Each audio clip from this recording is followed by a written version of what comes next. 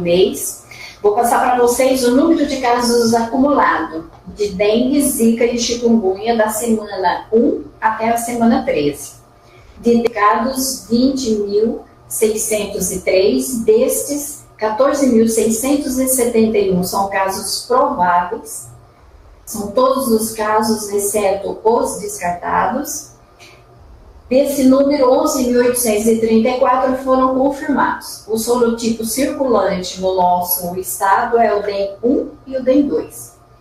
Já de zika foram notificados 222 casos, 116 são prováveis, 74 confirmados. E chikungunya foram notificados 4.347, número de casos provados 4.176, confirmados 3.665. Lembrando que a maior parte, 95% desses casos, são do município de Tangará da Serra.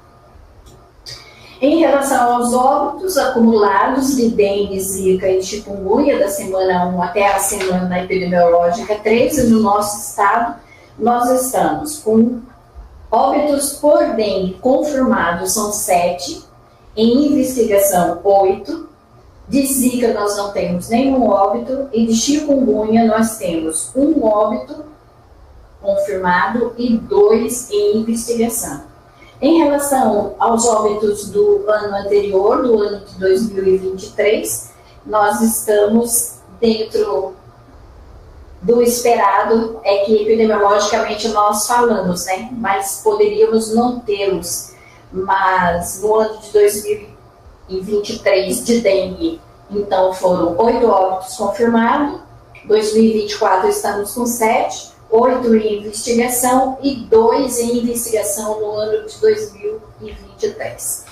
Bom, eu sou do setor de vigilância epidemiológica e já no início da nossa conversa, quero dizer a todos que esses dados, esses valores, não somos nós que produzimos, né? Mas vocês que estão aí na ponta, que estão preenchendo a ficha de notificação, vocês que estão acolhendo esse caso suspeito nas unidades de saúde, são vocês que produzem esses dados. Nós entramos no banco de dados, onde vocês alimentam esses valores, esses dados, e desse número nós transformamos em informação, essas quais que eu acabei de passar a vocês. Então, a nossa grande preocupação é a qualidade desses dados. Nós sabemos que ainda há subnotificações, não é? Tanto de dengue, zika e chikungunya. Sabemos também que a incompletude desses dados ainda é bem significante. Então, para que tenha uma melhoria na qualidade desses dados e que a informação seja cada vez mais precisa, nós precisamos, então, melhorar o preenchimento das fichas de notificação e hoje, em especial, a DO, né, a Declaração de Óbito. Então, pensando nisso, nós estamos aqui, então, com o Dr. Elci, o médico responsável aqui da Vigilância Epidemiológica, e está capacitando, né, os profissionais médicos em relação ao preenchimento dessas DOs.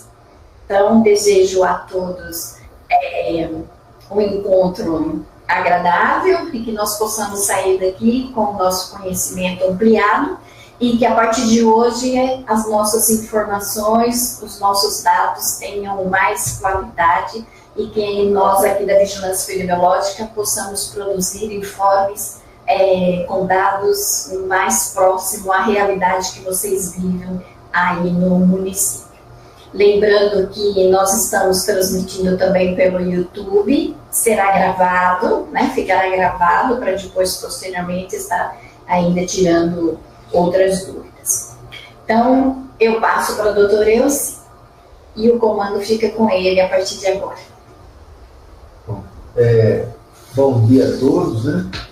Ele vai falar hoje sobre o preenchimento correto da declaração de óbitos e, evidentemente, ele vai focar mais a questão das arboviroses, né?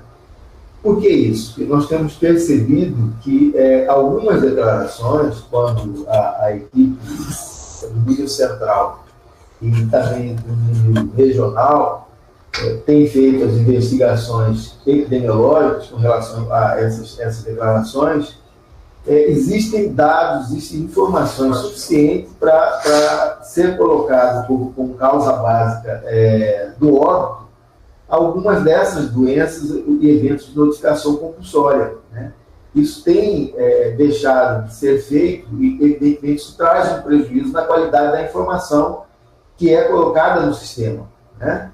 Então, embora nós hoje vamos falar sobre declaração de óbito, né, preenchimento correto da declaração de óbito, que é um documento que registra o óbito da pessoa, né, e é um documento que é necessário para o sepultamento, né, dessa pessoa. Ele fala do óbito, mas ele traz informações importantíssimas sobre a saúde da população de uma maneira geral, né? Registrando onde ocorreu, né, em que tempo isso ocorreu, e várias outras situações que são de fundamental importância para que a gente, com essas informações, a gente possa formar indicadores de saúde e, com esses indicadores, a gente planejar de forma mais adequada as ações de saúde, né? Para que, através dessas ações, a gente, após a execução delas, a gente possa avaliar se elas foram efetivas, se não foram, onde é que tem que ser mudado, onde é que tem que ser melhorado, né? Então, do ponto de vista do preenchimento correto, né, aí enfocando a questão de doenças de notificação compulsória, de eventos de notificação compulsória, quer dizer, nós temos 3 elementos fundamentais, né? A história epidemiológica, né, a clínica do paciente e os exames laboratoriais. Quer dizer, e muitas dessas vezes, no processo de investigação, a gente tem observado de que em todos esses 3 pontos tem dados suficientemente para que a gente possa colocar como causa básica alguma dessas doenças, seja dengue, chikungunya, né? E muitas vezes isso tem sido deixado, não tem sido feito, né? E isso, evidentemente, como a gente já falou no início, traz um prejuízo muito grande na qualificação da informação, na precisão da informação, né? Então, falando aqui iniciando a apresentação, a gente espera que esteja aparecendo para todos, né? Se não tiver, por favor, nos comunique para que a gente possa corrigir. Okay? Bom, a declaração de óbito, a distribuição é nacional, né? Ela é feita pelo Ministério da Saúde e as Secretarias Estaduais de Saúde, e estas as Secretarias Municipais de Saúde, e as Secretarias Municipais de Saúde repassam essas declarações para as fontes notificadoras, né? Que são os hospitais, os diversos serviços de saúde, né? Inclusive alguns a nível de atenção ambulatorial, né?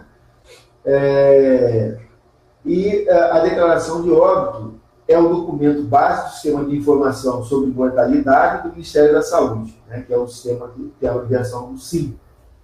É composto por 3 vias autocopiativas, pré-numeradas sequencialmente, quer dizer, não existe 2 declarações iguais, né, fornecidas pelo Ministério da Saúde e distribuídas às secretarias estaduais e municipais, conforme fluxo padronizado para todo o país. Quer dizer, isso é uniforme, né?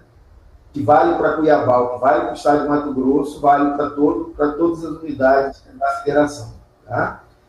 É importante lembrar que, se errar o preenchimento da declaração, as 3 vias devem ser devolvidas à Secretaria de Saúde, Municipal de Saúde, né? Não se pode jogar fora, rasgar, porque ele é um documento, né? Um documento importante, que tem uma equivalência a documento de identidade ou de habilitação, enfim. Então, ele precisa, no caso de rasura, de preenchimento errado, ser devolvido à Secretaria Municipal de Saúde, que ela precisa prestar conta dessa declaração que ela recebeu né, e que não houve extravio, que não foi utilizado para qualquer outro fim, né, inclusive fins que a gente pode, inclusive, né, para crime ou qualquer coisa. Então, precisa ter essa responsabilidade. Em caso de extravio, fazer boletim de ocorrência e também encaminhar esse boletim de ocorrência à Secretaria de Saúde. Isso pode acontecer. Né? Acontecendo isso, lembrar que é necessário fazer um boletim de ocorrência. E esse boletim, a cópia desse boletim, deve ser encaminhada e informada à Secretaria Municipal de Saúde. Bom, aqui deixando mais, realçando mais a questão da distribuição, do fluxo das declarações, o Ministério da Saúde aos estados aos municípios, através das Secretarias Municipais de Saúde, e essas as fontes notificadoras, né, que são os serviços de saúde, os hospitais, PSF, né, as diversas fontes de notificação e preenchimento das declarações de óbito. O sistema de informação sobre mortalidade, que é o SIM, né, o fluxo das informações no sentido inverso, uma vez as declarações preenchidas, elas devem ser devolvidas à Secretaria Municipal de Saúde, essas ao Estado e o Estado ao Ministério da Saúde. O preenchimento correto é uma garantia da qualidade do sistema de informação nosso de mortalidade. Né?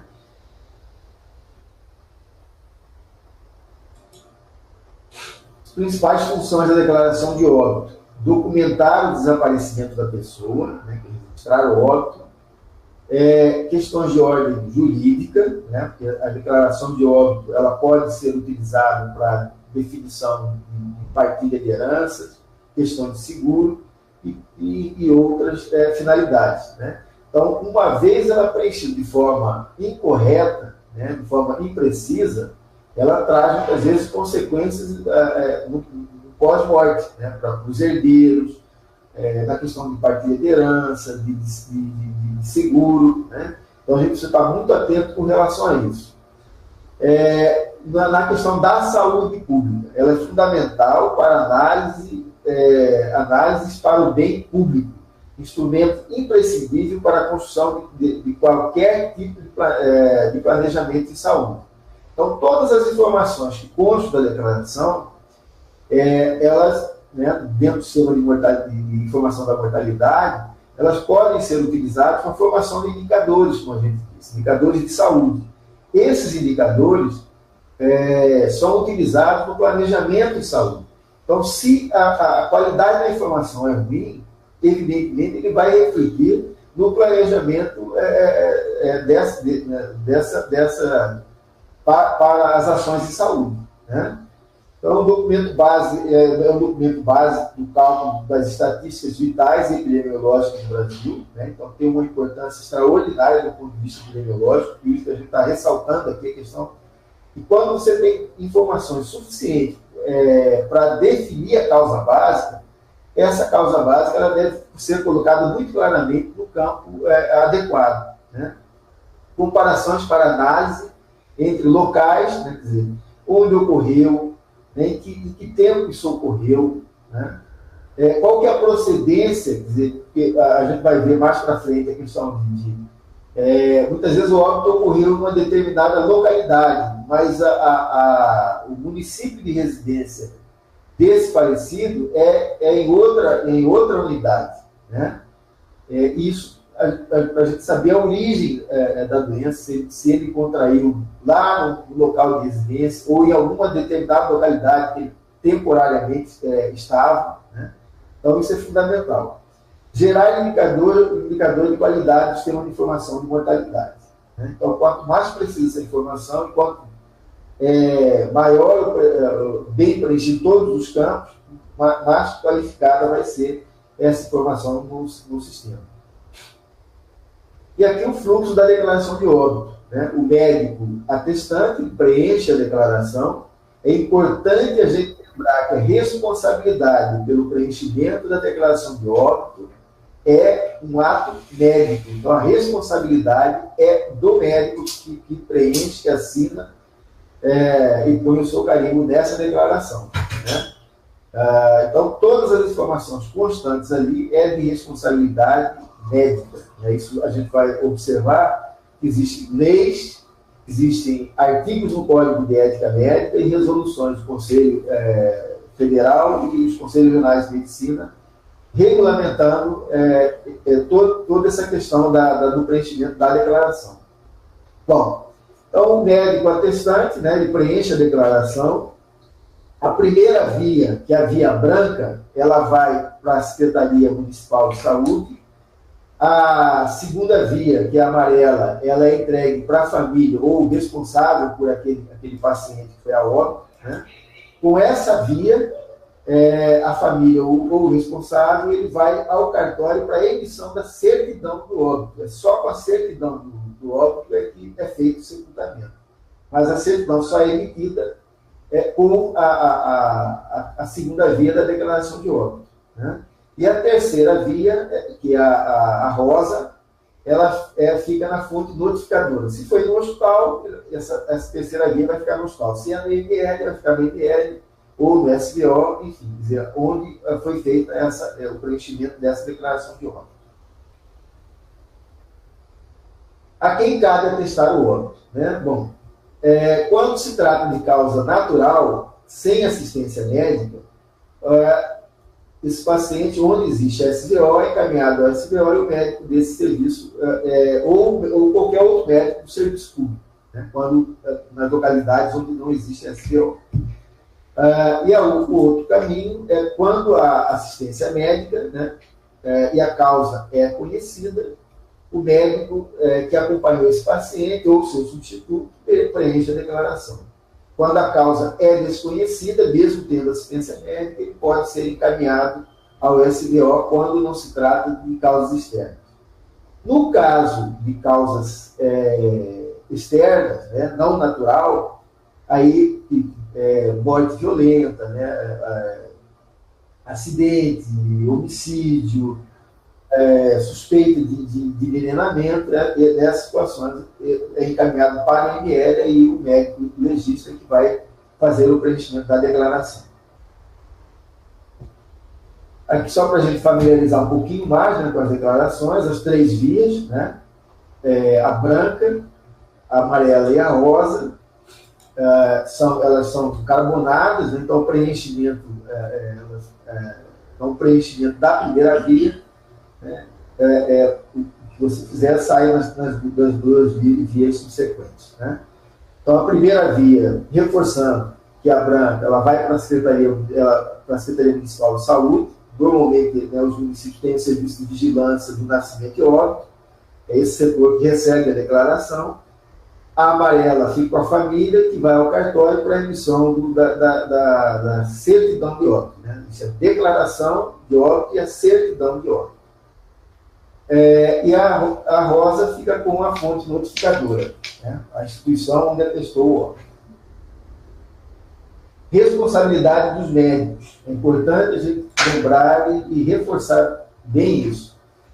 Existe a resolução do Conselho Federal de Medicina, né, 1779 de 2005, e no artigo 1º diz o seguinte: o preenchimento dos dados constantes da declaração de óbito é da responsabilidade do médico que atestou a morte, ou seja, é um ato médico.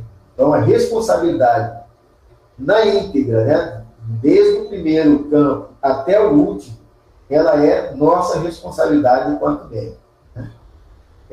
No artigo do Código de Ética Médica, de 2009, é importante lembrar que sempre deve ser preenchido com letra legível, né, não assinar em branco.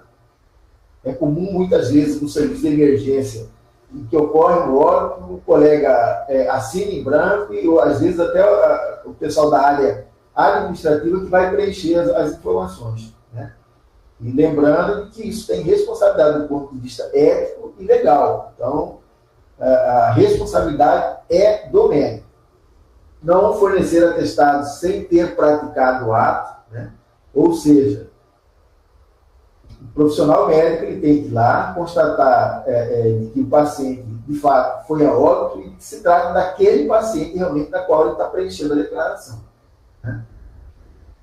Isso está no artigo 83. obrigação de fornecer a declaração de óbito, exceto quando houver indício de morte violenta, né? Que aí, nesses casos, é encaminhado para o IML, é o médico legista que vai atestar. Com relação aos honorários, não pode ser cobrado pelo preenchimento da declaração.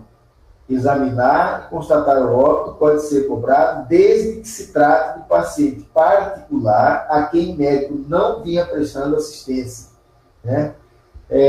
São situações em que ele não é o médico do paciente, o paciente foi a óbito e ele foi chamado para atestar. Nessa situação, aí sim.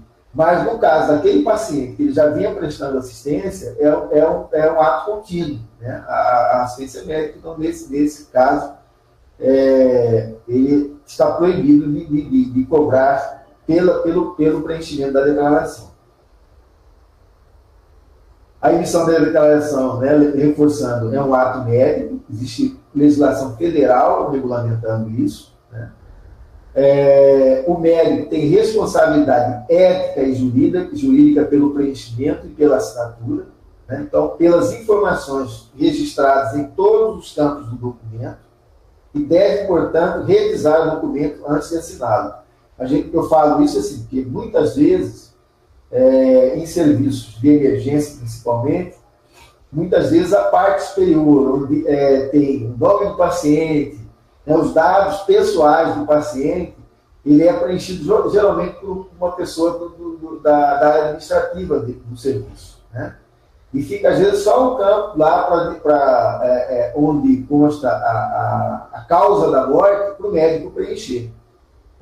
E muitas vezes, se nós não estivermos atentos para revisar, né, para ver se o nome do paciente está correto, escrito certinho, né? Porque às vezes a falta de um sobrenome, ou a abreviação de um sobrenome, ele pode trazer prejuízos importantíssimos, tanto para os familiares, né, como até para o próprio profissional que não observou isso correto, de forma correta, né, de forma bastante atenta, né? Bom, emissão da declaração de óbito, né?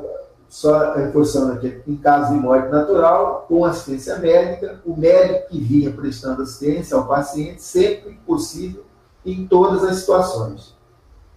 O médico assistente e, na sua falta, o médico substituto ou o plantonista para óbitos de pacientes internados sob regime hospitalar, né?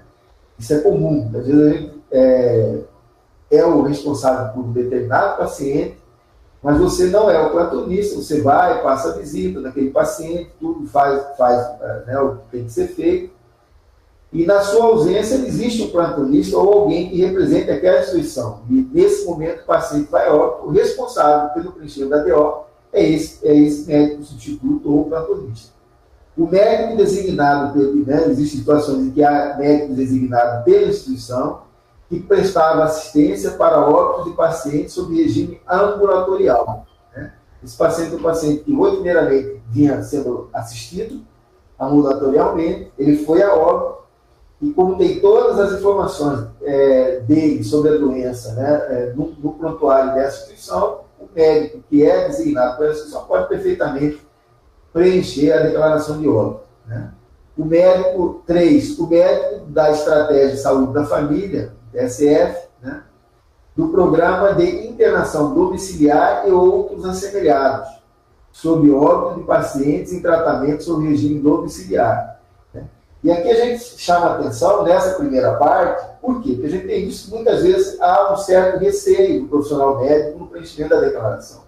E aí a gente volta na questão que é o objetivo principal de hoje, né, nós estamos falando sobre isso, se no prontuário do paciente consta de todas as informações, a história epidemiológica, né, a clínica, né, e os exames complementares necessários, né, com todas as informações para preenchimento da causa básica, né, não tem por que não preencher a declaração e colocar de forma bem clara a causa básica que levou a esse óbito. A gente vai falar aqui mais para frente um pouquinho o que é a causa básica, né, para ficar muito claro que assim, isso é fundamental para qualificar a qualidade da informação no sistema de informação da mortalidade. Tá? Bom, sem assistência médica, o médico, nesses casos, é o médico do SVO, onde existe o serviço de verificação de óbito, né, nas localidades, onde dispõe desse serviço. O médico, o médico da estratégia de saúde da família, né, na área de abrangência do falecido, o médico de outros serviços públicos de saúde mais próximos do local onde ocorre o evento, ou, na sua ausência, qualquer médico na localidade sem SVO. Né? Nota, observar se os pacientes estavam vinculados a serviços de atendimento ambulatorial ou programas de atendimento domiciliar, e se as anotações do seu prontuário ou da sua ficha médica permitem a emissão da declaração de óbito por profissionais ligados a esse serviço ou programas conforme sugerido no item 20. Né? E mortes não naturais, que são as causas externas, em localidades como o Instituto Médico Legal, o médico legista, qualquer que tenha sido o tempo entre o evento violento e a morte, né, é ele que vai emitir a declaração de óbito. Em localidades sem NR, qualquer médico da localidade ou outro profissional investido pela autoridade judicial ou policial na função de perito eventual, ad hoc, qualquer que tenha sido o tempo decorrido entre o evento violento e a morte. É importante a gente lembrar aqui, nesse item, porque isso tem sido, muitas vezes, motivo de conflito, né, entre as autoridades policial e judicial e o profissional médico. Né? Isso é bem claro, isso tem regulamentação na lei, né, e no Código de Ética Médica, uma vez mas só o juiz ou o delegado é que pode fazer, né, autorizar o profissional médico nessa situação a fazer o exame e emitir a declaração. E é claro que ele vai assim, preencher de acordo com o seu conhecimento, com a sua, com o seu conhecimento médico, de acordo com o caso. Lógico que sim, né, muitas das situações em localidades onde só existe um profissional, por exemplo, né, e que ele não tem formação de médico legista, vai fazer preencher de acordo com aquilo que a lei e a sua consciência profissional, o seu conhecimento permite. Bom, declaração de óbitos por causas externas ou suspeitos, né? Serviço médico legal. O óbito por causas externas ou não natural é aquele que decorre de lesões provocadas por violência, no caso homicídio, suicídio, acidentes ou morte suspeita, qualquer que tenha sido o tempo entre o evento lesivo e a morte propriamente. A gente tem que lembrar aqui que muitas vezes o paciente sofre um acidente, vamos supor, nesse acidente ele sofreu uma fratura exposta, é internado e muitas vezes passa dias, semanas, às vezes até meses, né? E nesse espaço de tempo pode ocorrer outros eventos, né? E ele vai a óbito, mas ele tem que lembrar que a causa básica, né, foi o acidente né, que tem origem por uma causa externa, né? Então, muitas vezes, teve uma pneumonia e morreu por uma pneumonia. Isso provavelmente vai ser a causa terminal, né? Mas a causa básica, ou uma sepsemia, né? Por exemplo, sofreu uma fratura exposta, fez uma osteomielite, uma sepsemia, né? O que levou a causa terminal é a sepsemia, mas a causa básica é a fratura exposta decorrente de um acidente, né?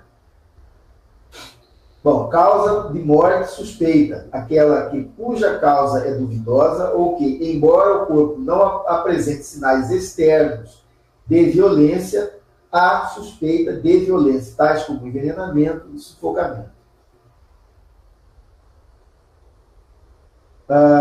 Definições de morte, né? Definição universal: doença ou estado mórbido ou lesão que produziram a morte ou contribuem para ela e as circunstâncias do acidente ou da violência que a produziram. A causa básica da morte, aí a gente vai chamar a atenção para isso aqui, o óbito geralmente não é consequência de evento único, mas de uma cadeia de eventos concatenados.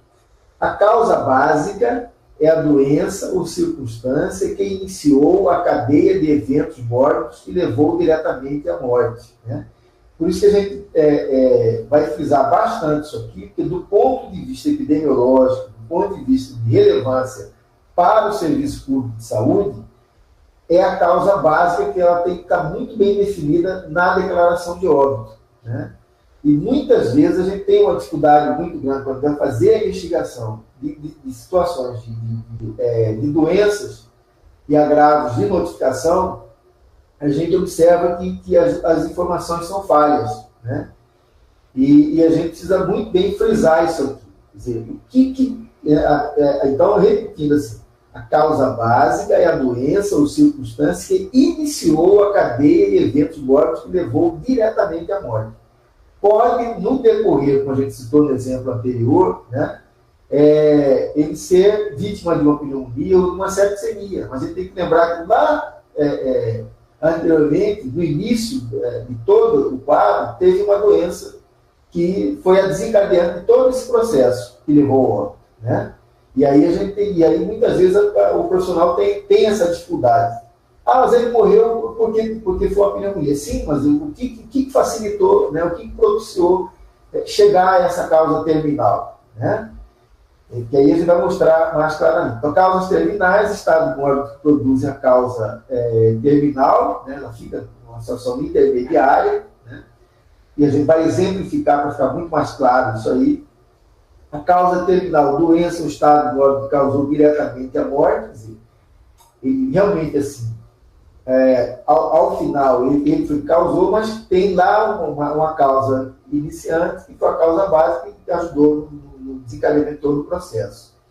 Causas associadas, outras condições significativas que contribuem para a morte que não entraram, porém, na sequência que determinou a morte, né? Exemplo, que vem lá na declaração, nós temos duas partes da declaração. A primeira parte, né, que define desde a causa básica, a causa terminal e a causa intermediária e a causa terminal.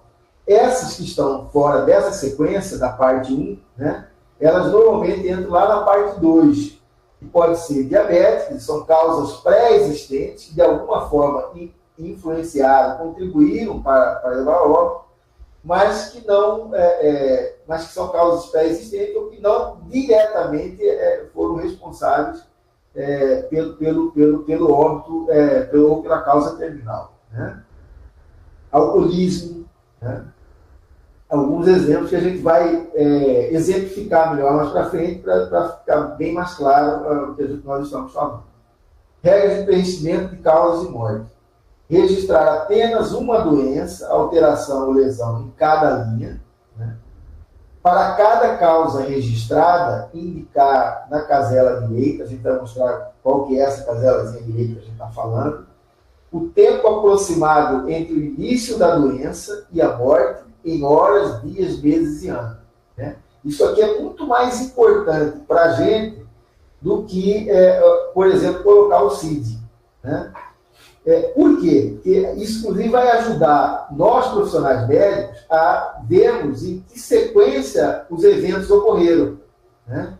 E aí vai facilitar, inclusive, para a gente dizer, peraí, ele teve uma pneumonia, ou teve uma septicemia, mas antes disso, ele teve uma fratura exposta, ou ele teve a doença inicial foi uma dengue, né? Então, essa sequência, ela é muito importante. Quer dizer, qual foi, né, o primeiro evento, e aí a hora, o dia, os meses e anos em que isso ocorreu é fundamental, né? O CID não precisa preencher. O espaço destinado aos codificadores do Serviço de Vigilância e Óbitos é o espaço de cada município. Existe uma pessoa treinada, capacitada para o preenchimento do CID, né?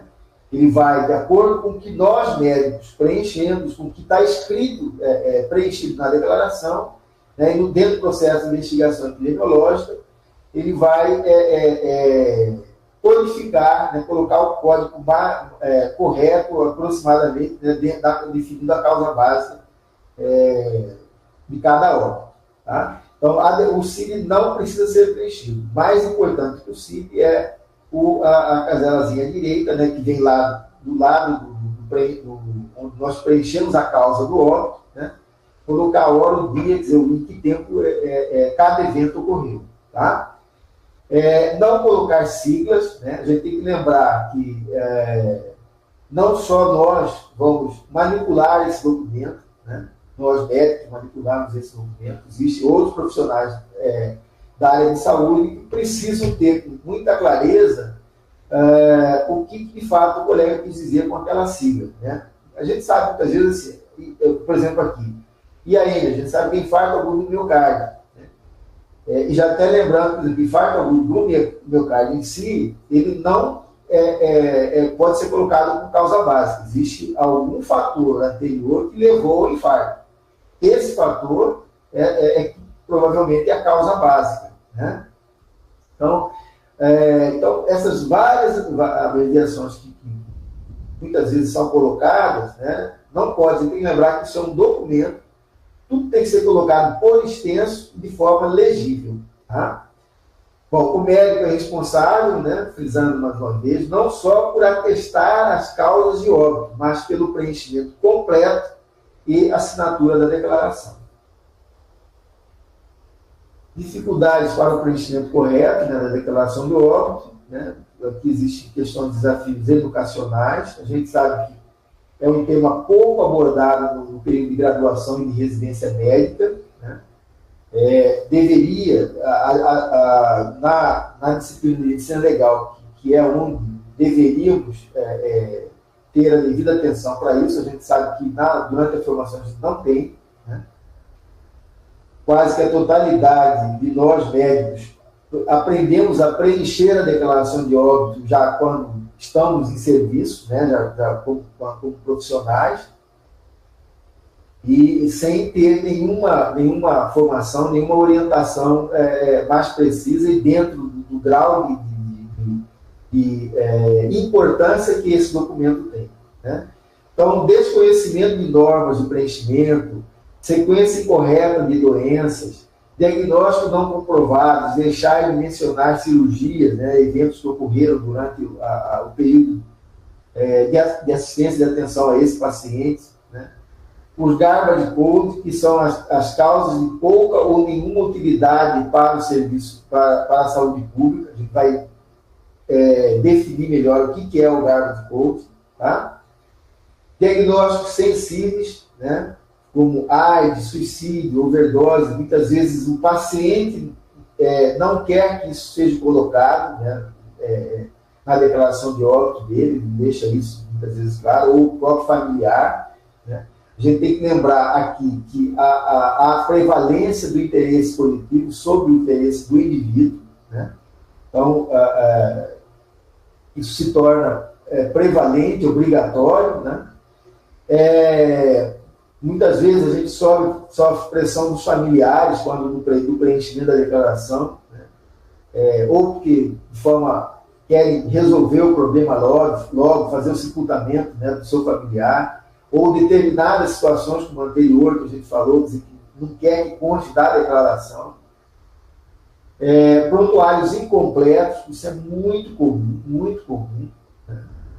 Letra ilegível, né, nem precisa falar. E rasuras. Lembrando que, como é um documento, ele não pode ter rasuras. Tá?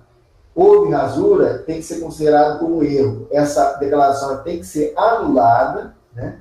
Devolvida as 3 vias ao município e preenchida uma nova declaração. Tá? Essa declaração não pode ser, por exemplo, errei, rasa e joga fora. Ele é um documento. E tem numeração, cada declaração ele é única. Né?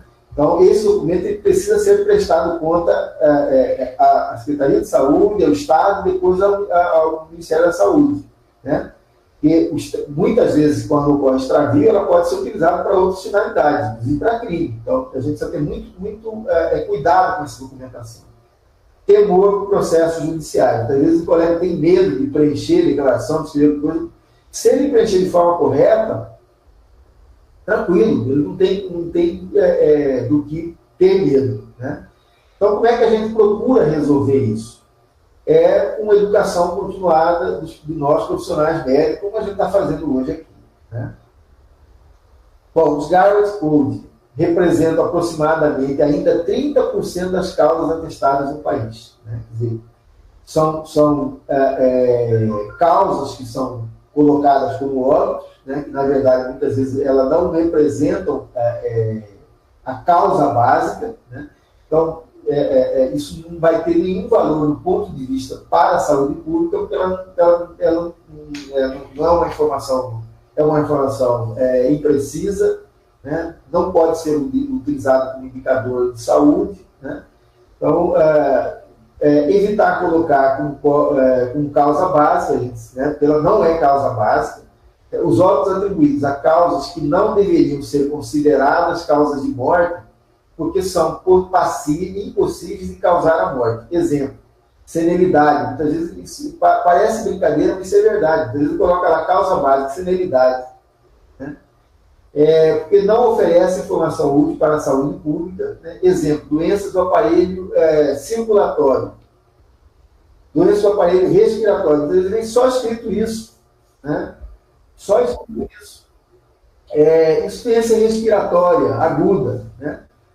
Não é causa básica. Alguma doença, algum fator causou aquele quadro de insuficiência respiratória. Então, essa causa que desencadeou a insuficiência respiratória, muito provavelmente vai ser a causa básica. Então, a gente tem que estar atento muito a isso no momento do preenchimento da declaração. Causas mal definidas, né? Tudo isso entra com o Garrett Code, né? Desidratação. A desidratação por si só, ela não é a causa básica, né? Alguma doença levou à desidratação. Por exemplo, gastroenterite, né? Qual gastroenterite? Infecciosa, né?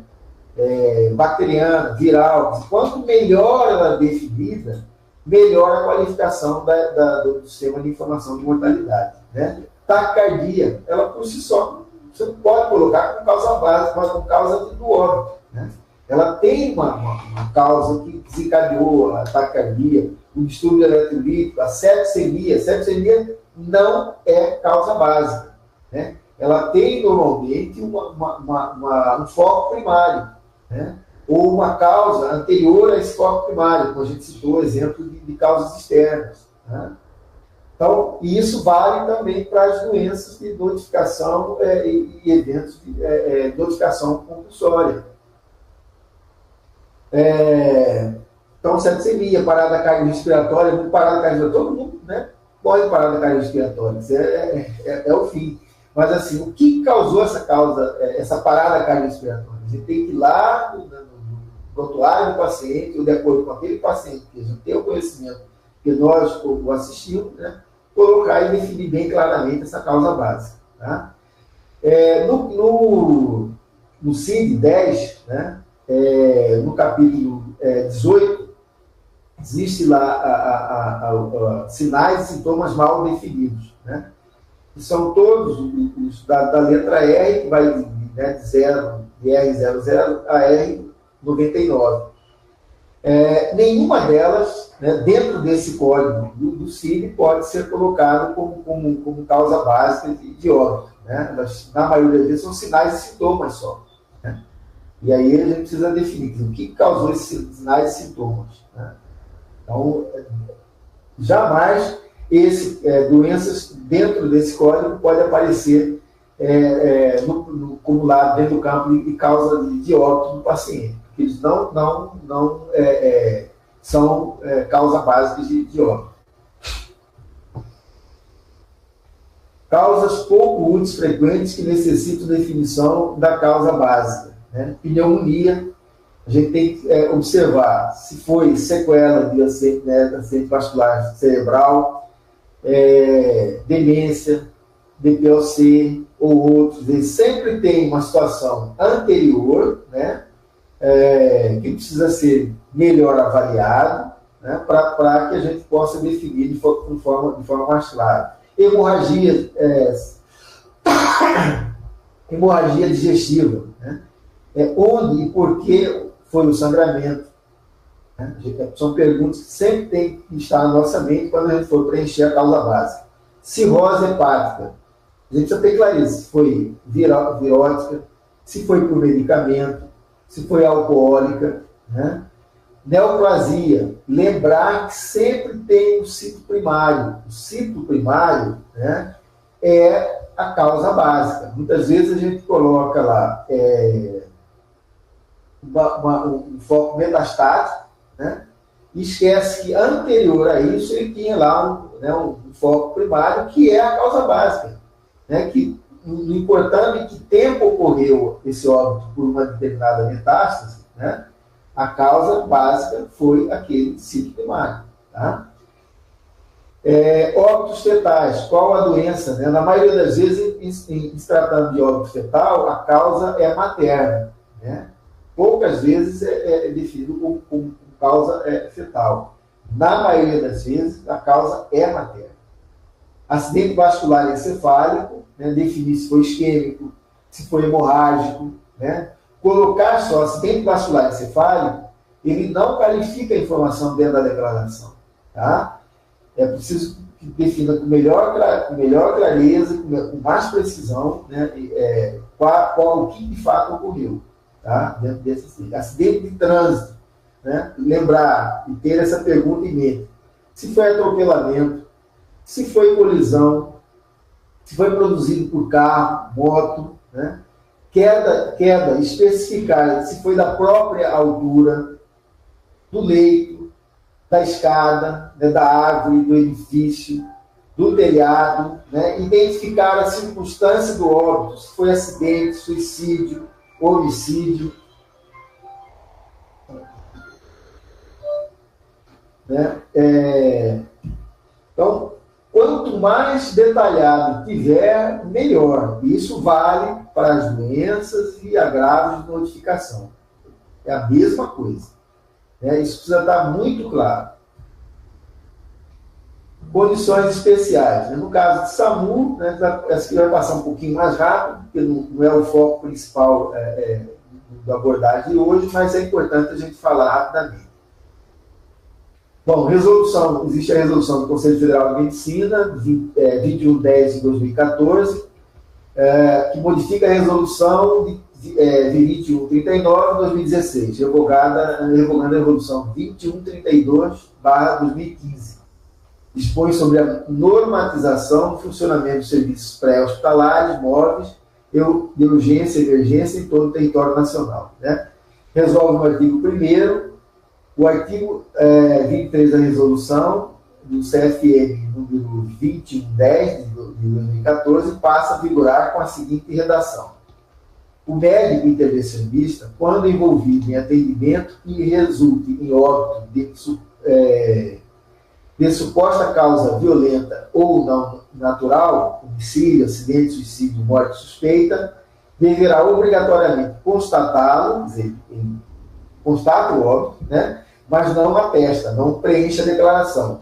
Isso vai ser comunicado ao médico regulador, que adotará as medidas necessárias para o encaminhamento do corpo ao IML. Né? Ele foi chamado na via pública, aconteceu um acidente, né? E chegou lá, o paciente já estava em óbito, ele vai, evidentemente, registrar isso, né? Constatar o óbito e providenciar o encaminhamento para o IML, que é o responsável, nesses casos, para o preenchimento da declaração. Parágrafo único. Em caso de atendimento de paciente que resulte em morte natural ou sem assistência médica, o óbito fetal em que estiver envolvido, o médico intervencionista deverá observar o dispositivo da resolução do Conselho Federal de Medicina número 1779 de 2005 em relação ao fornecimento da declaração. A gente vai falar sobre isso.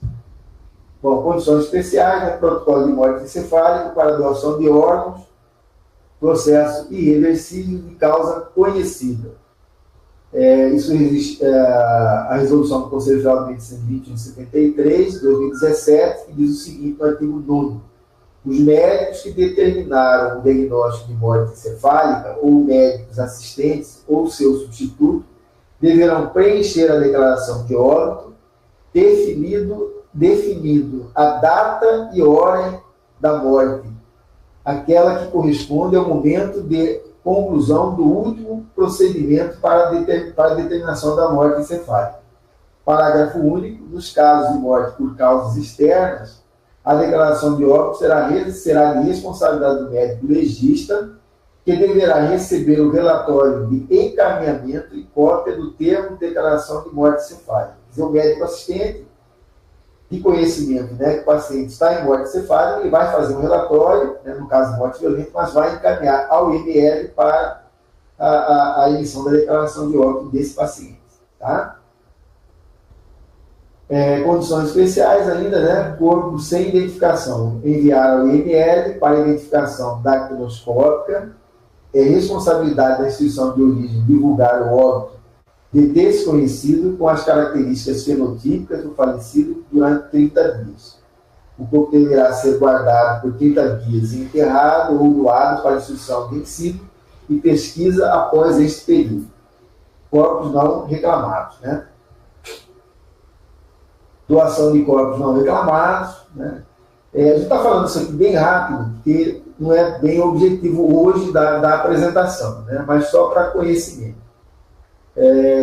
Artigo 2º, o cadáver não reclamado junto às autoridades públicas por prazo de 30 dias poderá ser destinado às escolas de medicina para fins de ensino e de pesquisa de caráter científico.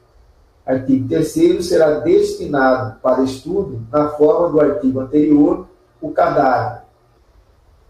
Inciso 1º, sem identificação, ou 2, identificado, mas sem informações relativas a endereços de parentes ou responsáveis legais. Parágrafo 3º, é defesa encaminhar o cadáver para fins de estudo quando houver indício de que a morte tenha resultado de ação criminosa. Doação de corpo para estudo. Código Civil, né, Lei 10.406, de 10 de janeiro de 2002, é válida com objetivo científico ou altruístico, à disposição gratuita do próprio corpo, no todo ou em parte, para depois da morte. Cremação, né, são situações mais recentes. A lei de 6.015, Diário Oficial da União, de 31/12/73. O seguinte: a cremação de cadáver somente será feita daquele que houver manifestado a vontade de ser incinerado ou no interesse da saúde pública e se o atestado de óbito houver sido firmado por 2 médicos ou um médico legista. Vamos dizer, no caso de cremação, né, a declaração ela tem que ser firmada, né, por dois médicos, ou, no caso de morte violenta, só por um médico legista. E no caso de morte violenta, depois de autorizado pela autoridade judiciária. Né? Às vezes pode ocorrer necessidade de exumação e tal, então ela precisa ser, no caso de morte violenta será autorizado por autoridade judicial. Condições especiais. Formulário para seguradoras. É vedado ao médico prestar informações a empresas seguradoras sobre as circunstâncias da morte do paciente, sobre seus cuidados, além das contidas na declaração de óbito. Por isso que, uma vez você preencher a declaração, as informações que estão ali, elas são necessárias, é um documento público, né? Se houver necessidade de alguma informação, ela está ali e não há necessidade, e é vedado ao médico, né, fornecer as informações além daquelas que constam da declaração de óbito. Resolução do Conselho Federal de Medicina, de 2003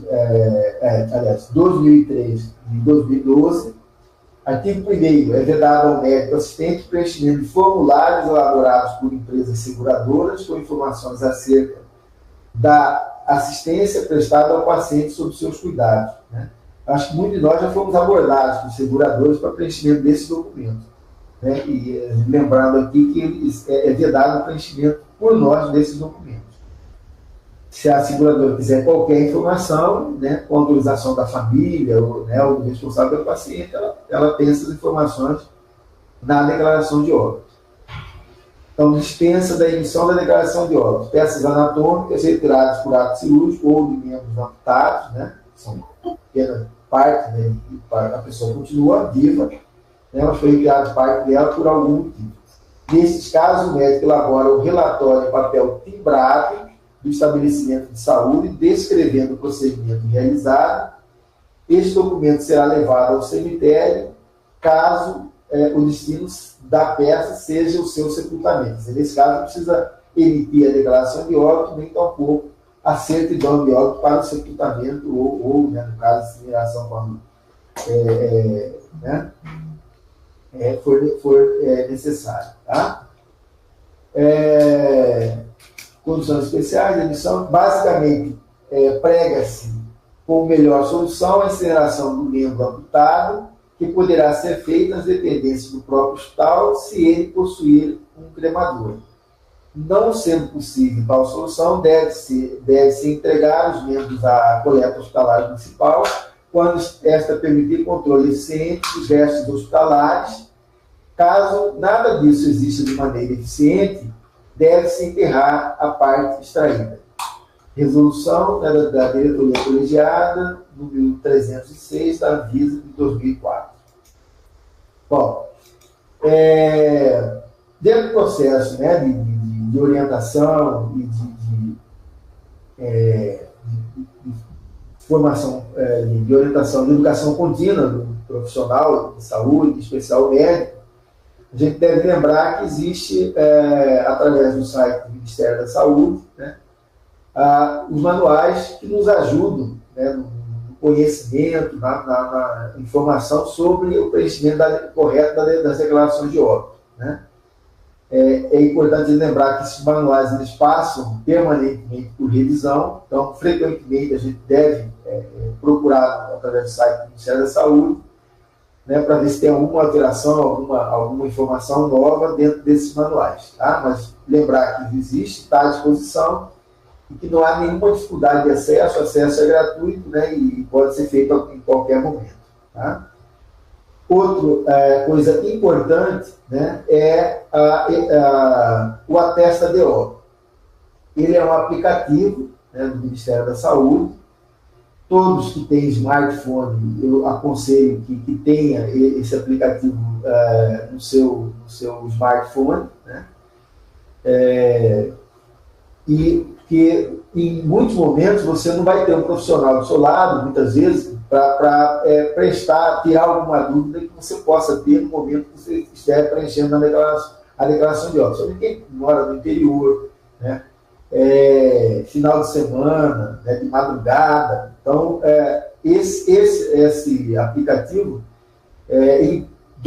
estando no nosso smartphone, né, você tem acesso a qual hora que você quiser. E ali você pode tirar várias dúvidas, né, como atestar as causas de morte, conceitos importantes sobre isso, né, prática com exercícios, que ajuda a tirar dúvidas, né, e muitos dos exemplos que ocorrem no nosso dia a dia, né, outras informações para o médico, perguntas e respostas que são mais comuns, né, que são feitas, e referências legais, normas, né, referências bibliográficas, enfim, várias informações que você tem à mão, que muitas vezes ali você sozinho, não tendo outra pessoa para prestar esclarecimento naquele momento, você tem esse aplicativo que pode ajudar bastante. Tá? Então, eu acho que assim, e agora, já durante a apresentação, as pessoas já podem ir colocando esse aplicativo no seu smartphone. Aqui, né, a questão do preenchimento das declarações de óbito, né, o bloco 1, que fala da identificação do falecido, deve ser preenchido de forma correta, legível, né, todos os campos. Todas as informações que constam aqui, elas são importantes, né, porque ela traz dados importantes, idade, né, nome dos pais, quer dizer, são informações relevantes, que é como eu disse no começo lá da apresentação. Embora ela seja o registro do óbito de um paciente, ela traz informações importantíssimas, indicadores importantíssimos de saúde né, em determinado tempo, determinada localidade, né, e que são de fundamentais importância para o serviço de vigilância epidemiológica, vigilância em saúde. Né? Então, no bloco 1 é o tipo de óbito, data e horário desse óbito, naturalidade, nome do falecido, são dados fundamentais. Sexo, raça, né, situação conjugal, escolaridade, ocupação habitual. A gente tem que lembrar que muitas vezes o óbito pode estar relacionado com a ocupação dessa pessoa. Né? No bloco 2, né, é o bloco de residências, é onde que essa pessoa que foi a óbito mora ou morava. Né? Que muitas vezes o óbito ocorre distante do local onde esse paciente residia. Né? E aí é importante a gente lembrar, principalmente dos municípios que funcionam como referência. Né? Muitas vezes ele mora em determinado município, mas foi transferido para outro município e foi a óbito nesse outro município. Então a gente lembra aqui que existe um município né, de residência e o município onde ocorreu esse óbito. Né? Os dois blocos precisam ser preenchidos. Na maioria das vezes, o município de ocorrência e de óbito são os mesmos. Né? Mas quando isso não ocorre, então os dois campos devem ser preenchidos com bastante clareza. São informações relevantes. Tá? No caso, né, no bloco 5, no caso de óbito fetal ou menores de 1 ano, esse campo ele deve ser sempre preenchido. É muito comum a gente encontrar esse campo parcialmente, né, ou até muitas vezes todo ele não preenchido. Lembrar que nessas situações precisa ser preenchido. Óbitos fetais em menores de 1 ano, né, tem que ser preenchido. Idade da mãe, escolaridade da mãe, ocupação dessa mãe, número de filhos, número de semanas de gestação, tipo de gravidez, todos esses dados devem constar desse campo aqui, eles precisam ser preenchidos, a maioria deles é só botar um xizinho ou botar o número, né? Então não tem nenhuma dificuldade maior. Lembrar também que no verso da declaração de óbito, né, existe orientação com relação ao preenchimento. Tem uma dúvida? Vai no verso, né? Lá tem como orientações para o preenchimento de cada um desses campos. Tá? Então, a ADO, né, deve ser preenchida para todos os óbitos, inclusive os fetais, com peso maior ou igual a 500 gramas, ou estatura maior ou igual a 25 centímetros, ou idade gestacional maior ou igual a 22 semanas, ou naqueles casos que a família optar pelo sepultamento. Aqueles que estiverem fora desse critério, muitas vezes a família, né, por questões sentimentais, ela quer fazer o sepultamento, aí a gente faz o preenchimento da declaração. Tá? Bloco 5, condições de causas do óbito. Né? Isso aqui é importante, aí a gente vai deter um pouquinho mais nesse campo aqui. Né? E, propositadamente, a gente colocou aqui em vermelho a causa da morte, a causa básica da morte. Né? Nesse campo, óbitos em mulher, lembrando aqui, óbitos em mulher em idade fértil ou morte materna, devem ser preenchidos sempre. Né? O campo, no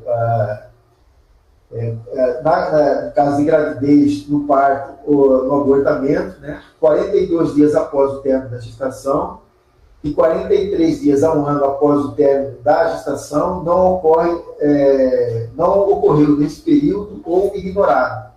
Assistência médica, sim, não ou ignorado. As coisas devem ser sempre colocadas. Necrópsia, sim ou não ou ignorado. Causa da morte. Né? Aí lembrando aqui, existem as duas partes, né, no campo. A parte 2 e a parte 1. Doença ou estado morto que causou diretamente a morte e outras condições significativas que contribuíram para a morte. Né? Então, dentro do conceito que nós tínhamos falado anteriormente, a causa básica, né, que é a que desencadeia todo o processo, né, a causa intermediária, que vai na sequência, e a causa terminal. Né? Aí, só para exemplificar, tipo assim, o que nós temos observado aqui dentro do processo de investigação epidemiológica, né, principalmente com relações hoje, que é assim, nós temos chamado mais atenção com relação a isso. Aí, Cira, também, se quiser assim, complementar essa informação, acho que é importante, né, dentro da sua área, como responsável pelos agravos, né? Quando nós vamos fazer investigação, nós muitas vezes observamos que a causa básica não está bem definida no atestado, mas no processo de investigação a gente tem todas as informações ali para a definição dessa causa básica. E ela muitas vezes são dessas doenças que são e agravos de notificação, né, compulsória, e que não foram devidamente preenchidas. E isso perde muita qualidade da informação. E a gente lembrar, por exemplo, a declaração de óbito, uma vez preenchida, assinada, né, ela não pode ser mais modificada. Mas nós podemos depois, com a investigação, uma vez definido claramente a causa básica, corrigi-la no sistema de informação de mortalidade. Agora, para isso, a gente precisa ter um prontuário devidamente completo, né? Na declaração de óbito, o colega, a gente vai ver mais embaixo, né, ter ali o seu nome muito claro e o contato desse colega, necessariamente não precisa ser seu número particular, né, pode ser o número do telefone da instituição a qual ele prestava assistência a esse paciente, desde que isso permita o acesso ao profissional para que ele possa complementar as informações que sejam necessárias para o esclarecimento da causa básica. Né? E não precisam ter medo, gente, receio de colocar. Né? Se isso está muito claro, muito bem definido, ele acompanhou esse paciente, né? Ele tem a história epidemiológica desse paciente, né? Que está muito claramente ligado, né, ao local de incidência, de todos aqueles dados que a gente levanta do ponto de vista epidemiológico. Né? Clínica bem definida, né? Laboratório bem definido. Nós estamos vendo situações em que a causa, inclusive, tem laboratório, né, tudo, e aí, quando nós vamos fazer observar e fazer investigação da declaração de óbito, está colocada uma outra causa, né? que pode até ser colocada como causa intermediária, como causa terminal, mas não é a causa básica. Né? Então, aí a gente reforça e chama a atenção para isso, tá certo? Então, é preciso, né, se tiver alguma dificuldade, alguma dúvida, aqui no nível central, a nível regional, existem profissionais para que possam, né, ajudar no esclarecimento e no preenchimento dessa declaração. É importante que essa declaração ela tenha qualidade. Né? E para que haja qualidade, a informação ela precisa ser a mais precisa possível. Né? Tá certo? Então, aí a gente, assim, dentro do objetivo maior dessa apresentação, hoje a gente está chamando a atenção para as questões das doenças e agravos de notificação, em especial, né, pelo grau de incidência dos casos das arboviroses no nosso estado, né, a questão da notificação de forma clara e colocando como causa básica, quando, de fato, ela define muito claramente a causa básica da morte desse paciente, certo? Gostaria de fazer só um destaque, doutor. Pode falar. Nós temos no Sinam online, nós temos 17 óbitos por outras causas.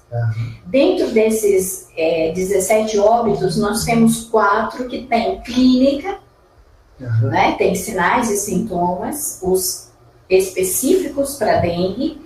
Nós temos sorologia reagente, né, está classificado como dengue, o critério laboratorial, mas foi fechado por óbito por outras causas. Então, a importância, né, de estar reforçando essa informação. Então, assim, é importante lembrar, né, que assim, a causa básica, né, e todas aquelas perguntas que nós colocamos anteriormente, ela deve estar na nossa mente quando a gente for preencher a declaração, para que nós possamos, através disso, né, definirmos com clareza a causa básica da morte do paciente. Bom, o bloco 6, dados do médico, né, o médico vai colocar o nome dele de forma legível, né, um CRM, né, e colocar, né, se o atestado foi prestado pelo médico assistente, pelo médico substituto, ou IML, ou médico do SBO, né, ou outros. Né. É importante lembrar que não é necessário carimbar a declaração de óbito desde que o campo 41, nome do médico, esteja preenchido com o nome completo e letra legível, né, e o seu CRM de forma muito clara. Né. Bloco 7, informações sobre as circunstâncias do óbito em caso de acidente ou morte violenta. Nesse caso aqui, o campo vai ser preenchido no bloco 7 pelo IML. Bloco 8, dados do cartório onde o óbito foi registrado. Né? A segunda via, que é a via amarela, ela vai ser encaminhada para o cartório e aí o cartório vai preencher esse campo da declaração. Né? No bloco 9, dados para declarações e testemunhas, localidades onde não existe médico. Né? Aí as pessoas, duas testemunhas vão, né, constar o óbito e fazem o preenchimento, tá? Da declaração. Bom, principais dúvidas, né? Adiantando algumas perguntas que podem ocorrer, que são mais frequentes, a gente elaborou algumas perguntas aqui. Há um óbito, mas estou de plantão em outro setor do hospital. Tenho que preencher a declaração de óbito? Sim, você representa a instituição, será o médico, neste caso, o médico substituto. Né? Acabei de chegar ao plantão. Tenho que preencher a declaração de óbito de um paciente que faleceu no plantão anterior? Sim, você representa a instituição, será o médico substituto. Né? Consulte o prontuário para obter maiores informações que auxiliem no preenchimento da declaração de óbito. E muitas vezes até o próprio paciente que estava no plantão anterior prestar informações, né, do que ocorreu para que você se sinta seguro no preenchimento da declaração de óbito.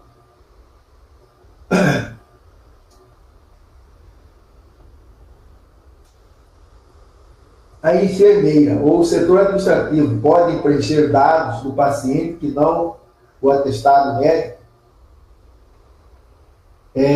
No Brasil, o preenchimento da totalidade do documento é de responsabilidade médica, como a gente mostrou anteriormente. Né? Existe lei, existem resoluções, existem artigos do Código de Ética Médica regulamentando isso e colocar de forma muito clara que a responsabilidade por todas as informações que constam dos campos da declaração de óbito é responsabilidade médica, é ato médico, é considerado ato médico.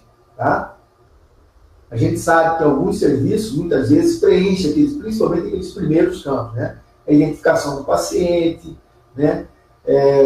E traz para o médico apenas preencher o campo onde é registrado a causa do óbito. Né? Mas, reforçando e lembrando, todas as informações que constam da declaração de óbito é nossa responsabilidade enquanto médico, é um ato médico. Tá? Bom, morte prévia ou após poucas horas de chegada em estabelecimento de saúde. Né? No caso de causa natural, você pode fazer uma anamnese com a família, né? Se sentir seguro com isso para preencher a declaração de óbito, você pode preencher. Caso contrário, se tiver alguma dúvida, né, pode encaminhar ao sistema de verificação, ao serviço de verificação de óbito onde houver o serviço. Né? Causas externas ao IML. Um paciente faleceu e me pede para preencher a declaração de óbito. Posso fazê-lo? Não há regulamentação a respeito, mas não é recomendável. Né? Você não acompanhou, não constatou esse óbito, você não vai preencher um documento do qual você não viu e não participou.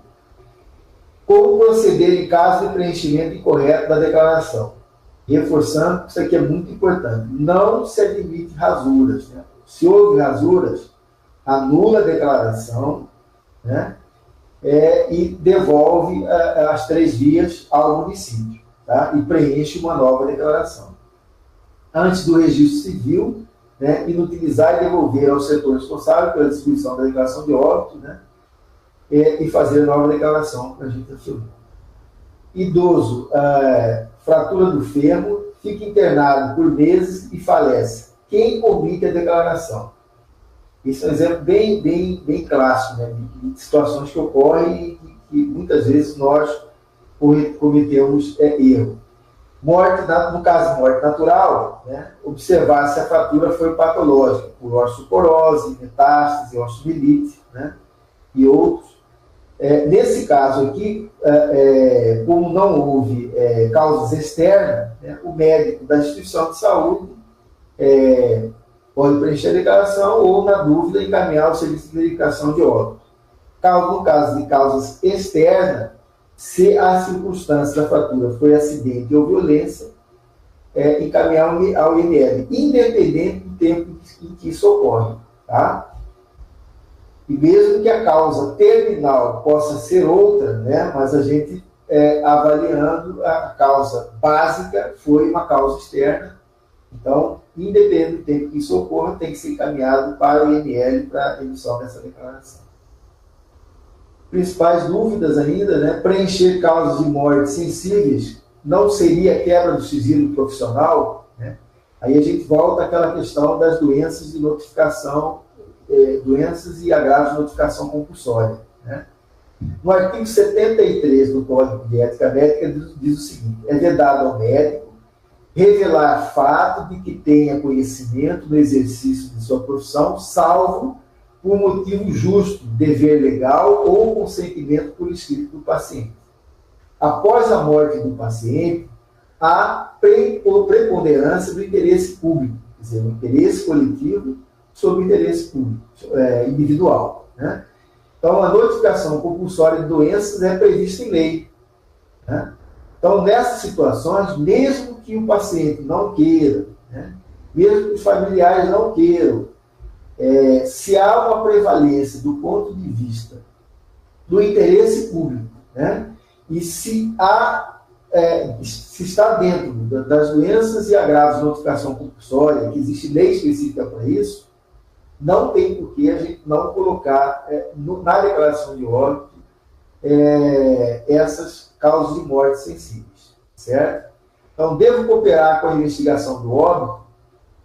Cabe ao serviço de saúde qualificar a informação da declaração de óbito, seja buscando informações nos prontuários médicos, seja conversando com o profissional. Esta cooperação ajuda ao sistema de informação de mortalidade e também ao médico. É importante a gente lembrar que não só ajuda ao serviço público, ao serviço de vigilância de saúde, ele qualifica também essa informação para a unidade que prestou assistência a esse paciente, para o profissional que prestou assistência a esse paciente. Melhora as informações que constam ali, também pode formar indicadores de saúde para esse estabelecimento de saúde, né? Para melhorar a sua assistência à saúde, corrigir algumas coisas que podem ter ocorrido de falha na assistência a esse paciente, né? Então, são dados fundamentais que podem ser aproveitados tanto pelo estabelecimento de saúde, como pelo profissional, como pelo serviço público de saúde, em especial o serviço de vigilância de saúde, né?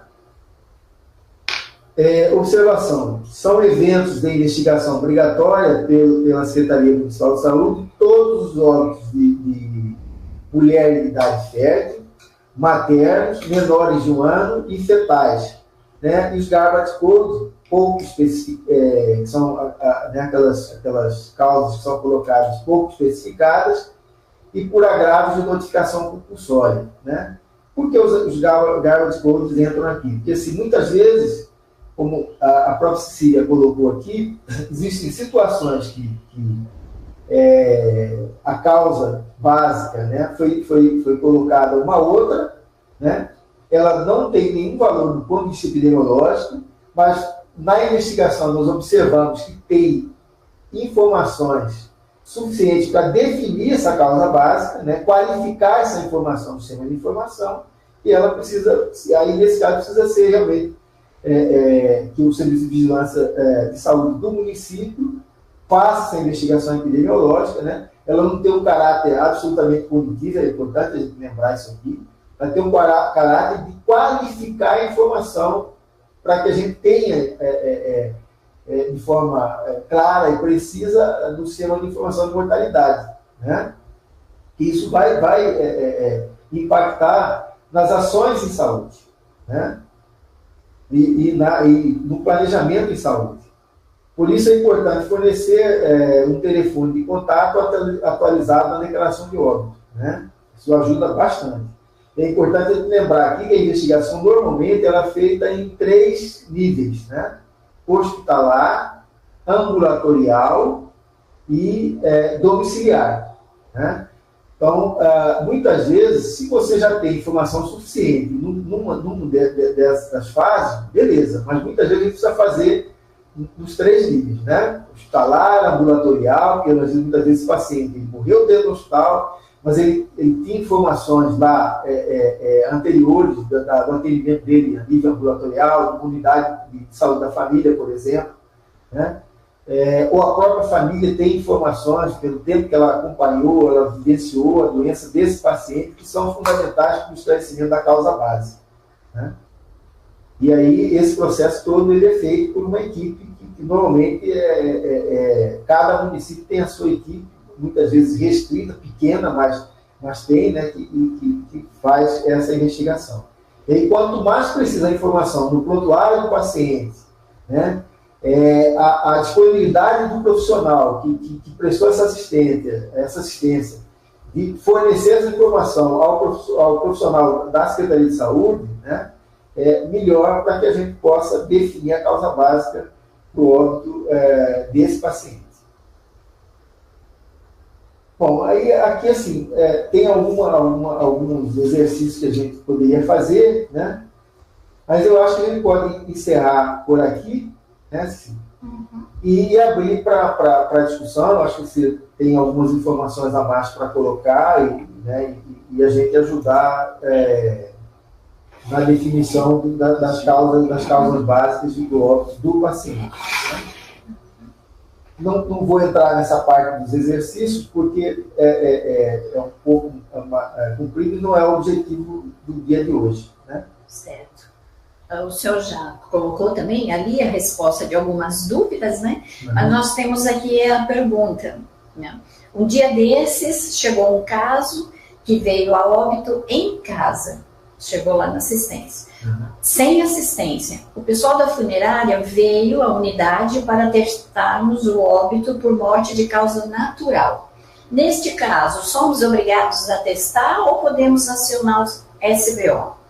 Se acharmos que é uma morte suspeita. Se há morte suspeita, aí é IML, sempre, né? Se você tem informação suficiente, né?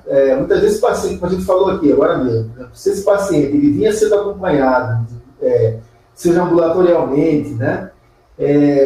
Tem informação desse paciente suficiente para preencher a declaração, não tem nenhum problema de preencher, né? É importante a gente lembrar que na declaração de óbito tem lá um campo que faz uma pergunta, né? Se esse paciente foi assistido ou não por um profissional médico, né? Se ele não foi a óbito e não foi assistido por um profissional médico, o médico que preenche a declaração, ele vai colocar lá não, né? Por quê? Se naquele momento em que ele constatou o óbito e sentiu seguro para preencher a declaração, e preencheu essa declaração, mas lá, passado um determinado tempo, às vezes, a morte daquela pessoa ela era uma morte suspeita, né? Mas se ele, na hora de preencher a declaração, lá onde está perguntando se esse paciente foi assistido por um médico ou não, ele colocou não, ele não vai correr nenhum risco do ponto de vista de responder pelo fato de mais tarde foi constatado que houve se tratava de uma morte suspeita, né? Então a gente está muito atento para isso, para observar, por isso que quando a gente vai assinar a declaração, observar revisar todos os campos da declaração de óbito, né? Então, nesse caso específico, voltando, se há informação suficiente, pode preencher a declaração. Se não, se nesse município tem o serviço de verificação de óbito, encaminhar para o SBO, né? Ou, se tratando de morte suspeita, ao IML. Tá? A outra pergunta: o paciente foi trazido pelo filho no pronto-socorro já em óbito. Ao exame físico não foi observado nenhum sinal de agressão.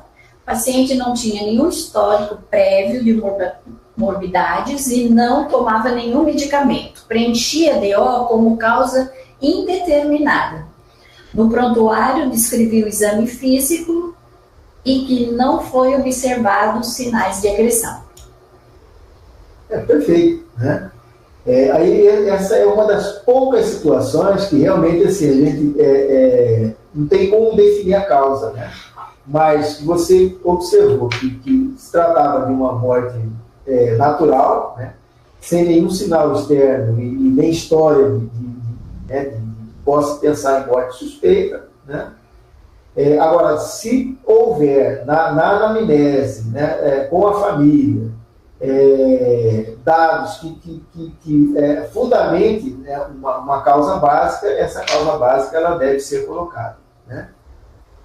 No caso assim, específico, se nesse município tem o SBO, né, e você não tem uma causa bem definida, encaminhar para o SBO, porque quanto mais esclarecido tiver o óbito, melhor, né, para a gente do ponto de vista de vigilância e saúde. Mas assim, não houve nenhum problema do ponto de vista de preenchimento. Lembrando que, né, como não houve assistência médica, colocar lá naquele campo, não, né, para se livrar de lá na frente, dizer, não, houve, tomou alguma medicação, foi isso que matou, né? Então, não houve assistência e preencher a declaração sem correr nenhum risco do ponto de vista legal, né, do ponto de vista jurídico. Mais alguma? Não. Foram só essas duas. Do ponto de vista das doenças e agravos de notificação, alguém tem alguma dúvida? Queira, aproveitando aqui, né, a nossa presença, a presença da Cecília, né, para esclarecer. Porque a gente está assim, muito preocupado com isso. A gente viu em alguma, né, reforçando, a gente viu em algumas declarações que foram feitas a investigação, né, reforçando o que a Cecília falou, que a causa do óbito foi colocada outra causa, né, mas que na investigação existiam dados suficientes para definir como, por exemplo, dengue como óbito desse paciente, né? Laboratório, história epidemiológica e clínica, né? Quer dizer, algumas com as três situações que definem muito bem e claramente a causa básica, né? E não estava. Então, isso é importante, porque essa informação ela vai nos ajudar a desenvolver ações em determinado município. Não apareceu, né, no dado dessa informação. Se não tendo a informação de forma precisa, evidentemente a ação ela pode ser prejudicada, né? Uma pergunta também que não foi colocada aqui, doutor, mas que eu recebo frequentemente após a investigação, eu posso alterar na DO a causa básica? Na declaração, não. A declaração, uma vez preenchida, ela não pode ser não modificada, né? Preenchida, depois foi o cartório, foi emitida a certidão de óbito, né? Ela não pode ser modificada. Mas no sistema de informação, sim, né? Porque o sistema de informação precisa ser qualificado, né? Então, todos os casos que são passíveis de investigação epidemiológica, né? Em que no decorrer da investigação nós observamos que a causa básica é outra, né? Essa alteração ela vai ser feita no sistema de informação de mortalidade, né? Então, o sistema de mortalidade, o município vai fazer essa alteração, ele vai comunicar ao Estado, ao Ministério da Saúde, né? Mas a declaração, uma vez preenchida, ela não pode ser mais modificada, tá? Por isso que é importante a gente preenchê-la de forma a mais correta e precisa possível, que como a gente viu lá no começo da apresentação, né, ela tem implicações de ordem ética, de ordem legal, e muitas vezes uma informação feita de forma imprecisa, ela pode prejudicar, muitas vezes, partilha de bens, né,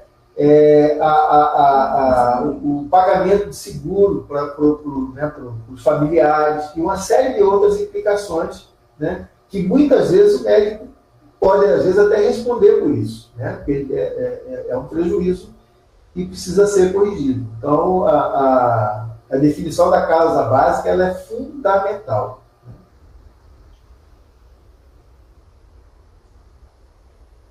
Temos ali mais uma. No assunto em questão, as arboviroses, elas entram como causa básica, certo? Dengue, por exemplo. Sim, né? Se tem tudo bem claro, definido, entra como causa básica, sim. Né? Se ela foi a causa que desencadeou todos os demais processos, né? A causa intermediária, a causa terminal, ela entra como causa básica, com certeza.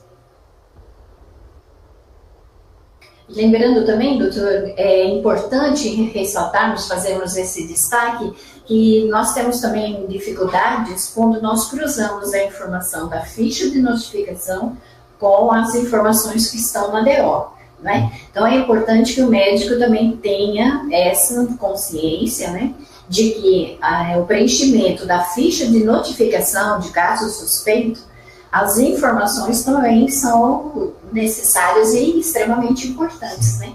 Para que depois possa vir confirmar, complementar as informações da DO.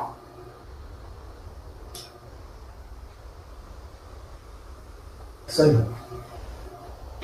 Bom, nós aqui agradecemos, lembrando que nós aqui do nível central e também as nossas 16 regionais de saúde que nós temos, né, do qual o município de vocês pertence, temos técnicos ali qualificados, pronto para estar prestando toda, né, a informação necessária. Nós estamos ainda dentro do esperado em número de casos de óbitos, né, lembrando mais uma vez, né, que nós falamos esse termo esperado epidemiologicamente, mas todos nós sabemos que os óbitos por dengue, tecnicamente, eles são evitáveis. É lamentável ainda nós estarmos, né, abordando esse número de óbitos em nosso estado. E lembrando que nós precisamos, né, ter essas qualidades nessas informações, nesses dados, para que a informação seja cada vez mais precisa e para que os nossos gestores possam estar tomando decisões precisas, né? O município, ele precisa dessas informações para que o gestor possa estar tomando essas decisões nessas ações de prevenção das arboviroses, né?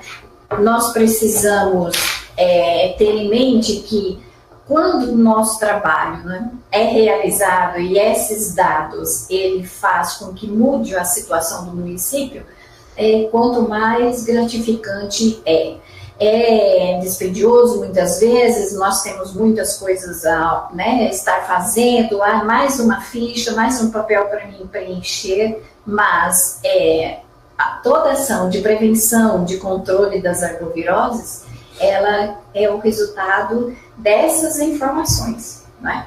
Então, que nós possamos, nós, da vigilância epidemiológica, tanto de nível central como regional e até mesmo a municipal, está aí para ajudá-los, né, os senhores, a estarem desenvolvendo, né, esse trabalho, esse preenchimento com qualidade.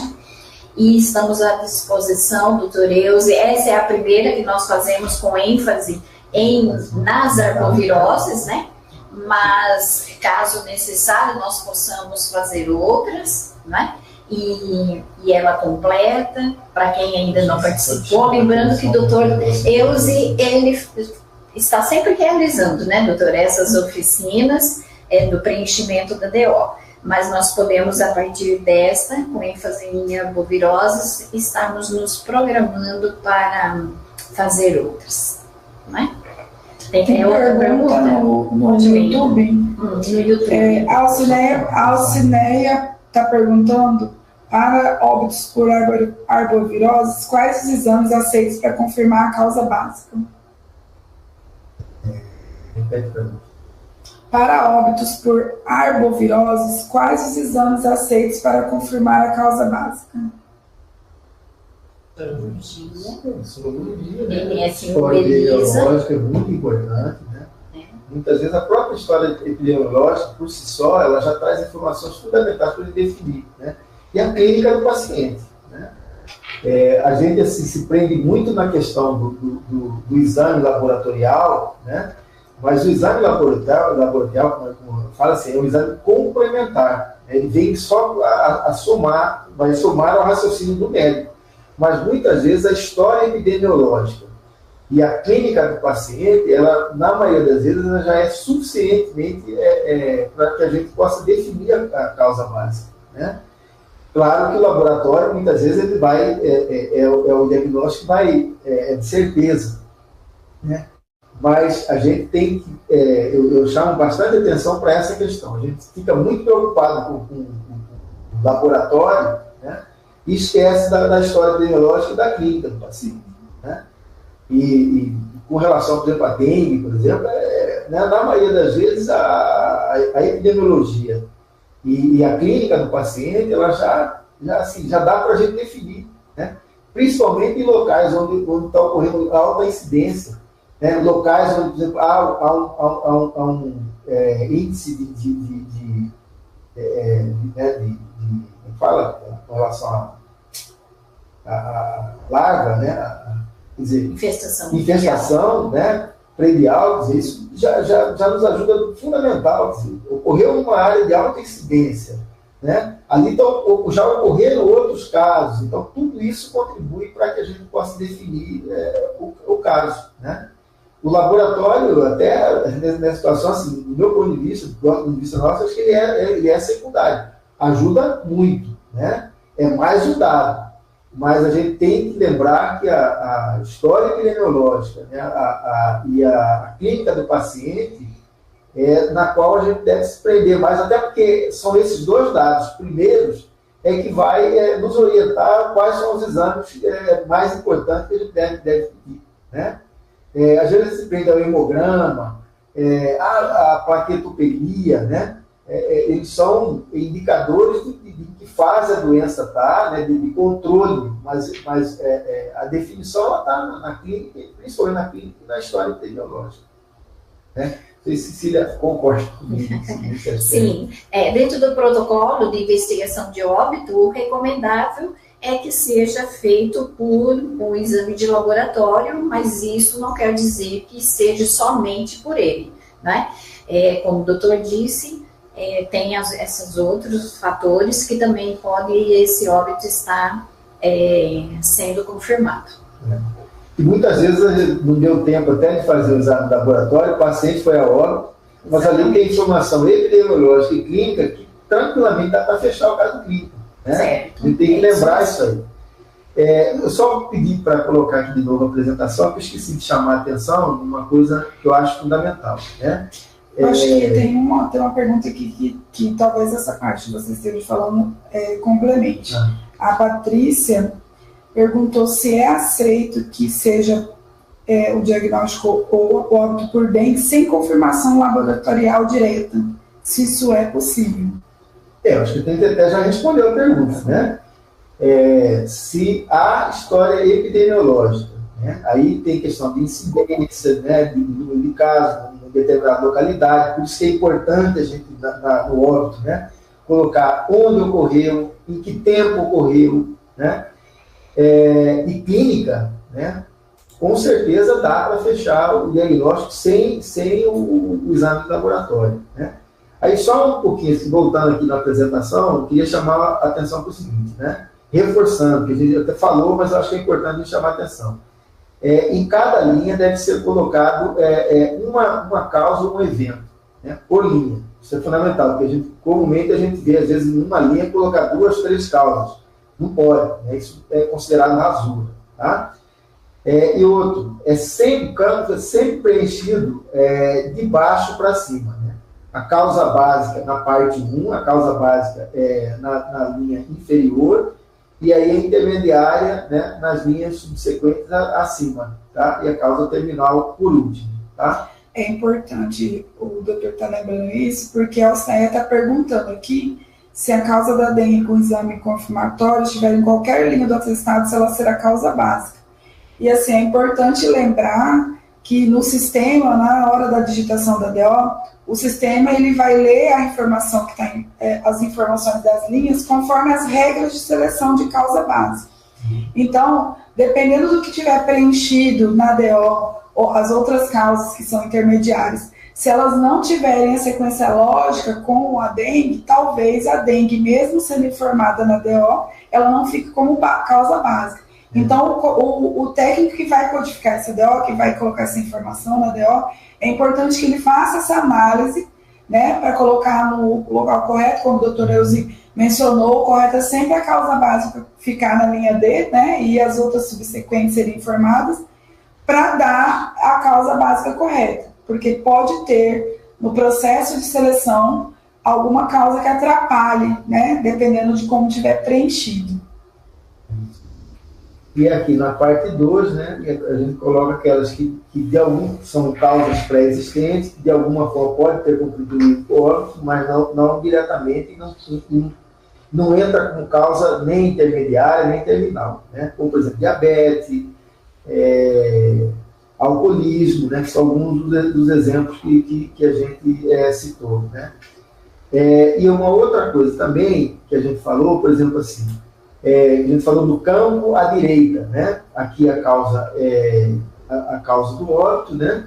E no campo à direita, que é esse aqui, que a gente pediu para colocar o tempo aproximado entre o início da doença e a morte, né? Então, em que tempo esses eventos ocorreram é fundamental. Isso é importante que o médico preencha esse campo aqui, né? E isso, inclusive, vai ajudar o profissional a determinar a causa básica, né? Porque a causa básica ela sempre vem primeira, né? E aí, na sequência, né, em que tempo cada um desses eventos ocorreram, né? E no campo mais à direita ainda tem o CID, que não precisa ser preenchido pelo profissional. Esse campo ele vai ser preenchido pelo codificador de cada município, né? E aí é o momento em que essa sequência aqui ela é importante ser colocada na sequência correta, para que a gente, com mais clareza, possa determinar a causa básica, tá? Eu queria chamar a atenção para isso, né? Porque na hora que falei, esqueci de ressaltar isso. Tem mais uma questão. A Alcineia está falando que antes eles tinham sido orientados a necessidade de ter exame para confirmar, juntamente com o quadro clínico. Isso. Então, o que é preconizado no protocolo de investigação de óbito é que, preferivelmente, seja fechado o óbito por exame de laboratório, né? Mas, como o doutor colocou, há casos que o paciente entra em óbito, não foi coletado. Muitos municípios hoje têm o uso dos testes rápidos, né, que até 30 dias atrás não era recomendado para fechamento de óbitos e de casos. Os testes rápidos são somente para triagem desses casos suspeitos, né? Mas depois da portaria que o Ministério colocou em relação aos testes rápidos, então, como o doutor colocou, nós podemos, então, diante do teste rápido, diante do exame de sorologia, o caso não tenha, a clínica também pode estar fechando esses óbitos.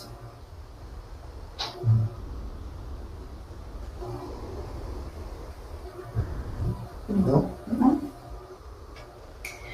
Bom, se não temos mais, né, nenhuma pergunta, nenhum questionamento, nós podemos já estar encerrando por aqui, já agradecendo em nome da Superintendência de Vigilância em Saúde do Estado do Mato Grosso, em nome da Coordenadoria de Vigilância Epidemiológica, também é o Dr. Eus, né, por estar aqui conosco essa manhã e agradecendo também a participação de todos, que nós possamos continuar fazendo um bom trabalho, melhorando, né, nossas informações, e que nós possamos todos ter muita saúde.